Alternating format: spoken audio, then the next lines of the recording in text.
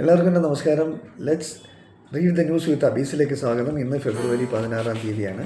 കഴിഞ്ഞ 2 ദിവസം ഒരു ഒഴിയാൻ പറ്റാത്ത എൻഗേജ്മെൻ്റ് ഉണ്ടായതുകൊണ്ട് പത്രവാർത്തകൾ ഷെയർ ചെയ്യാൻ കഴിഞ്ഞില്ല. സദയം ക്ഷമിക്കണം. ഇന്നത്തെ പ്രധാന തലക്കെട്ടുകൾ ഇങ്ങനെയാണ്. ഫ്രണ്ട് പേജിൽ തന്നെ ഇന്ത്യ പാകിസ്ഥാൻ ആവേശ പോരാട്ടമായിരുന്നല്ലോ. അവർ 2020 വേൾഡ് കപ്പിൽ ലോകകപ്പിൽ ഇന്ത്യയും പാകിസ്ഥാനും തമ്മിലുള്ള മത്സരത്തിൽ ആരാധകരെല്ലാം ആകാംക്ഷയോടെ കാത്തിരുന്ന മത്സരമാണ്.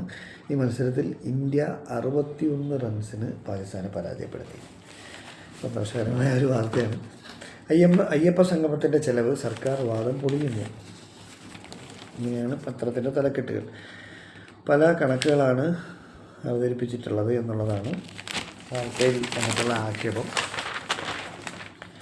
അടുത്തത്, 1 മാസത്തിനകം തീരുമാനം അറിയിക്കാൻ സുപ്രീം കോടതി നിർദ്ദേശം. ഭക്ഷണപ്പൊതികളിൽ ആരോഗ്യ മുന്നറിയിപ്പ്. നമ്മൾ ഭക്ഷണം പാർസൽ വാങ്ങുമ്പോൾ അതിനകത്ത് ആരോഗ്യ സംബന്ധമായിട്ടുള്ള മുന്നറിയിപ്പ് ഉണ്ടാകണം എന്നുള്ളതാണ് സുപ്രീം കോടതി ഒരു നിർദ്ദേശം വന്നിട്ടുള്ളത്.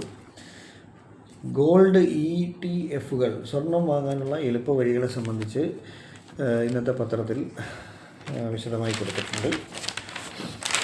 അതുപോലെ തന്നെ കേന്ദ്ര ബഡ്ജറ്റ് വികസിത രാജ്യമാകാനുള്ള ഇന്ത്യയുടെ തീവ്ര അഭിലാഷം. വ്യാപാര കരാറുകൾ വൻ നേട്ടമെന്നാണ് ഇന്ത്യൻ പ്രധാനമന്ത്രി നരേന്ദ്രമോദിയുടെ സ്റ്റേറ്റ്മെൻറ്റ്.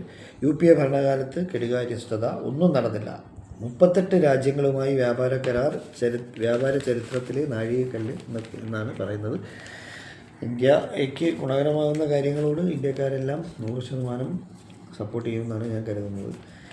ശബരിമല യുവതീ പ്രവേശം സർക്കാർ തീവ്ര നിലപാടിനില്ല, അയഞ്ഞേക്കും എന്നുള്ളതാണ്. വിശ്വാസികളെ എതിരാക്കരുതെന്ന വികാരം CPM-ൽ ശക്തം.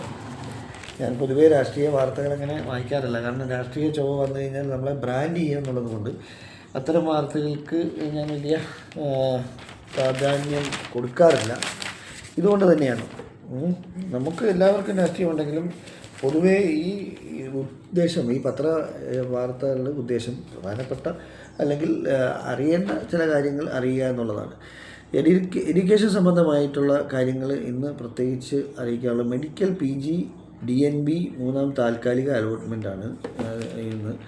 CM റിസർച്ച് സ്കോളർഷിപ്പ്, ലോക ബാങ്ക് ഗ്രൂപ്പിൽ internship, molecular diagnostics, NEET PG stray vacancy, IIT ജോധ്പൂരിൽ MBA, പൂനെ ഐസെറ്റിൽ summer student programme, psychological counselling, വിദ്യാർത്ഥി പ്രതിഭാ പുരസ്കാരം, ജാമിയ മിലിയ B.Ed MBA അങ്ങനെയുണ്ട്. IIT കാൻപൂരിൽ ഇൻറ്റേൺഷിപ്പ്, ബീറ്റ്സ് പിലാനിയിൽ സമ്മർ റിസർച്ച്, ബിസിനസ് അനലിസ്റ്റിക്സിൽ സംയുക്ത പ്രോഗ്രാം. ഇതൊക്കെയാണ് എഡ്യൂക്കേഷൻ സംബന്ധമായിട്ടും പറയാനുള്ളത്. പിന്നെ പ്രധാനമായിട്ടും അടുത്തത് വേനൽ ചൂടിനെ സംബന്ധിച്ചാണ്. മാർച്ച് ഏപ്രിലിൽ ഉണ്ടാവേണ്ട വേനൽ ചൂടാണ് ഈ ഫെബ്രുവരി മധ്യ വാരത്തിൽ തന്നെ നമുക്ക് അനുഭവപ്പെട്ടുകൊണ്ടിരിക്കുന്നത്. വളരെ ശ്രദ്ധിക്കുക, നല്ലവണ്ണം വെള്ളം കുടിക്കുക, അതുപോലെ തന്നെ സൺസ്ക്രീൻ പോലെയുള്ള പ്രൊട്ടക്ഷൻസ് ഇട്ട് വേണം പുറത്തേക്ക് ഇറങ്ങാൻ എന്നുള്ള മുന്നറിയിപ്പ് ഉണ്ട്. അത് നിങ്ങളുടെ ശ്രദ്ധയിൽ പറയുകയാണ്. എന്തായാലും ഇന്നത്തെ വാർത്തകൾ ഇതൊക്കെ തന്നെയാണ് ഞാൻ ഒറ്റ നോട്ടത്തിൽ ഓടിച്ചു നോക്കിയപ്പോൾ എൻ്റെ ശ്രദ്ധയിൽപ്പെട്ടത്. നിങ്ങൾക്ക് ഇഷ്ടപ്പെട്ടുവെങ്കിൽ ഈ ചാനൽ സബ്സ്ക്രൈബ് ചെയ്യാൻ മറക്കരുത്. നാളെ കാണാം. നമസ്കാരം.